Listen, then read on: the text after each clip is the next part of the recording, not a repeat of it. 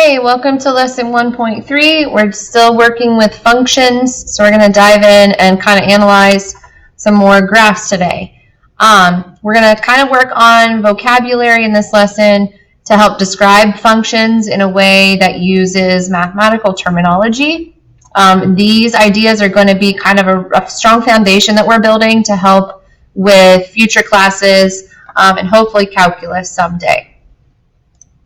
So let's start with something easy, intercepts. So intercepts are where a graph or a function crosses an axis. So an x-intercept is going to be wherever a graph crosses the x-axis, and a y-intercept is going to be wherever a graph crosses the y-axis. So we're going to identify a couple of those here. So we're going to name, we'll start with the y-intercept. Just name the location of the point where the y-intercept occurs, which is wherever the graph crosses the y-axis. And so that appears to be at 0, -3. The x-intercept is going to occur in more than one place because you can see our graph is crossing the x-axis 3 separate times. So we're going to list all of those.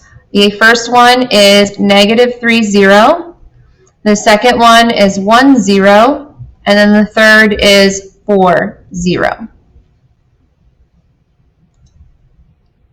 Okay, next vocab thing. Even and odd functions. This is just a way to describe symmetry. So I'm sure if I just said, hey, can you tell me if this graph is symmetric, that would be no problem. So that's kind of what we're doing here. We're going to say that even functions have y-axis symmetry.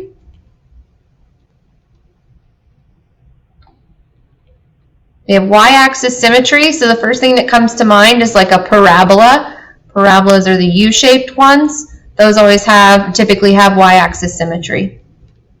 Odd functions they do have symmetry, it's just a little different. It's called origin symmetry. So we'll look a little bit closer at what that means. But basically, if you have a graph that has something symmetric in a diagonal way, that would be an odd function or origin symmetry. All right, so here we just need to determine whether graphs are even, odd, or neither. So this graph does not have y-axis symmetry because if I were to fold it on this y-axis, it would not match up on both sides. It may have origin symmetry. I'm going to look at this point and this point up here. It looks like these graphs are both pretty close to having like a symmetry here, but we're going to double check by looking at ordered pairs. This ordered pair is 1, -3, and this ordered pair up here is -1, 3. Do you see how the numbers are identical, but the signs are flipped for both the x and the y? That is a clear indicator of something that has origin symmetry. So the points are going to be reflected diagonally with the signs changing for both x and y. So this would be an odd function.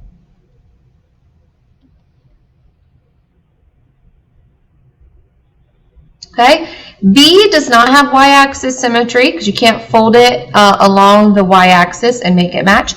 This one doesn't have origin symmetry either. It does have kind of a symmetric shape to it, but if you look like these points that are sort of like, I don't know, opposite of one another, this point is 3, 1, and this point is 1, -1. The numbers don't match up, and they don't have opposite signs. So this one would be considered a neither even nor odd. C has y-axis symmetry, and you can use a couple of points to kind of verify that that is true. This point here is at 2, 2, and this point over here is at -2, 2. And see how they're both the same values except one is a negative x and one's a positive x? So that would be y-axis symmetry, making this an even function. So we're also going to determine whether functions are odd, even, odd, or neither algebraically. And so this can be a little bit tricky, so stay with me. What you're going to do is you're going to start by plugging in a negative x. Here's why. I'm going to go back. If I had a negative x value and a positive x value plugged in, if it's an even function, the y values are going to be exactly the same. Over here, if I have a negative x value and a positive x value and an odd function, the y values are going to be opposite. So we're kind of going to use that trick here to see what happens. So I'm going to start by plugging in a negative x everywhere that I see an x, like this. I'm going to evaluate, and in this case, that would be like saying, what happens when you plug a negative into an absolute value? It becomes a positive, right? So it's the same thing. And then you're going to compare. So does what I have right now look exactly the same as what I started with? Yes, it does. And if it looks exactly the same, then you have just identified an even function, because even functions have the same outcome no matter what you plug into them. They always have the same positive output. Okay, let's look at B. I'm going to do the same thing. I'm going to start by plugging in a negative everywhere, that I see an x. Okay, and I'm going to simplify. So what happens to a negative number when I square it? It becomes positive. But I would still have this 4 and this minus. So does what I have look exactly the same as what we started with? Look right here. It does. So again, I'm going to have another even function. Let's do 2 more. Okay, same exact process. Plug in a negative everywhere that you see an x and simplify algebraically. So what happens to a negative when you cube that value? It stays a negative. So I would have a negative 2x cubed here. And these two negatives make a positive.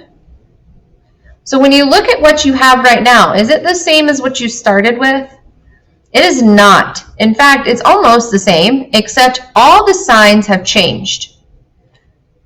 In other words, it's the exact opposite sign-wise as what I began with, right?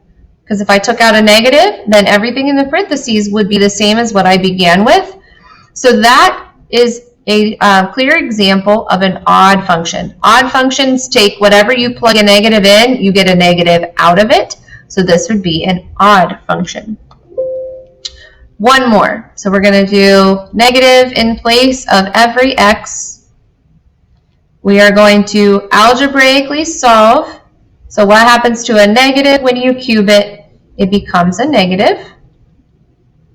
And we're going to compare. Is it the same as what we started with? Well, no, because there's a negative in the front, but it's pretty close. So let's see what happens if we take a negative out. Now, is this part the same as what I started with?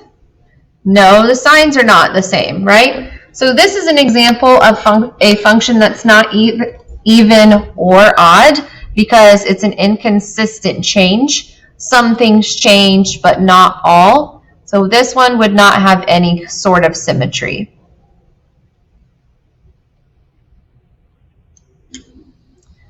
Okay, the last part is just identifying when a function is increasing, decreasing, or remains constant. This is going to be pretty simple, quick and easy.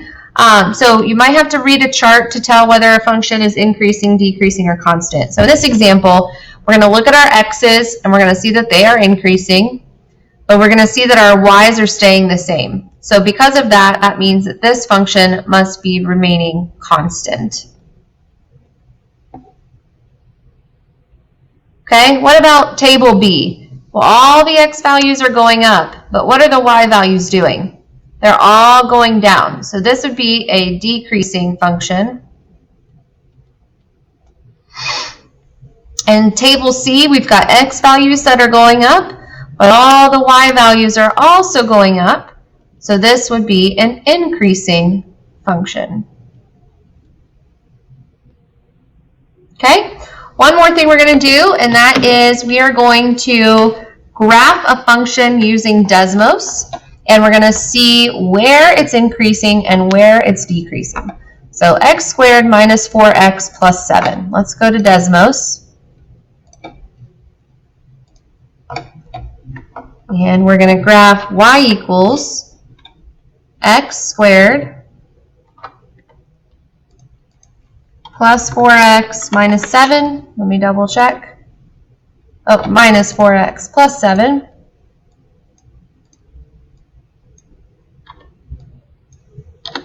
There we go. Okay, we have a parabola. And remember on Desmos, you can click those little key points to kind of tell those data values. So this is a parabola. It looks like our function is decreasing on the left side and then increasing on the right side. Well, we want to write it as an interval. So what we're going to do is we're going to say our function is decreasing from negative infinity until it gets to this point in which the x value is 2. So our function is decreasing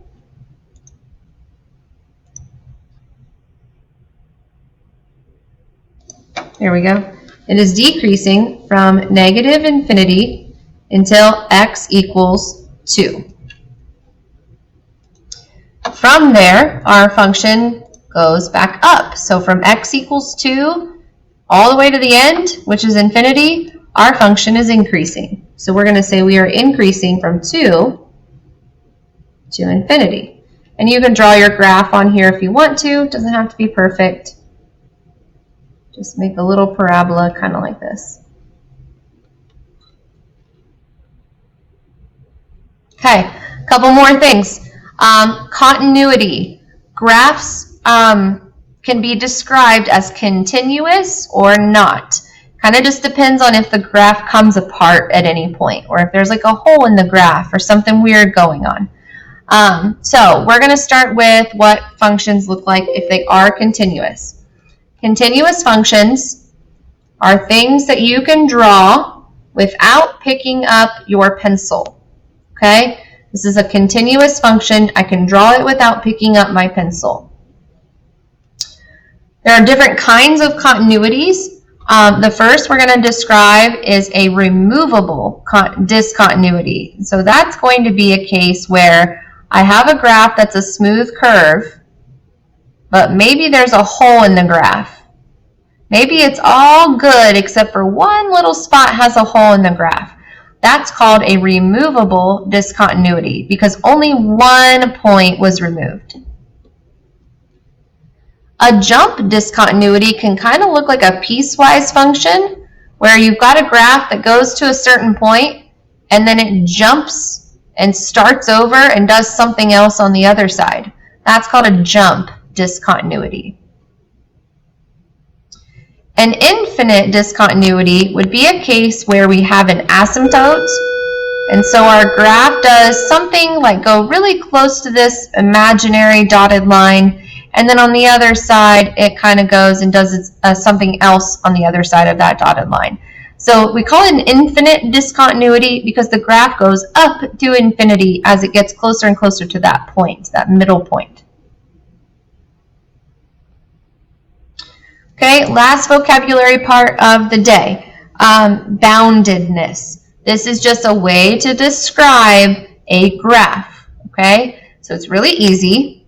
You would call a graph bounded below if it doesn't go down all the way to infinity forever. So you see how this graph kind of stops and has like a minimum value here?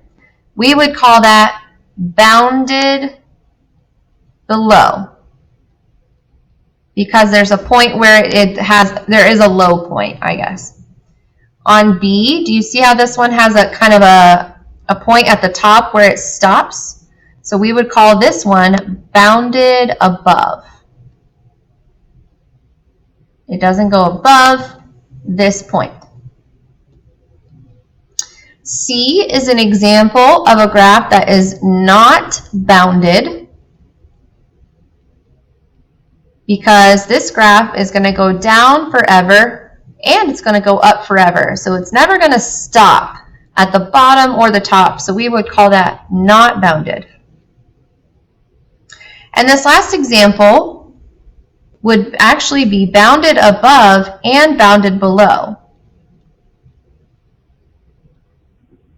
Bounded above and below.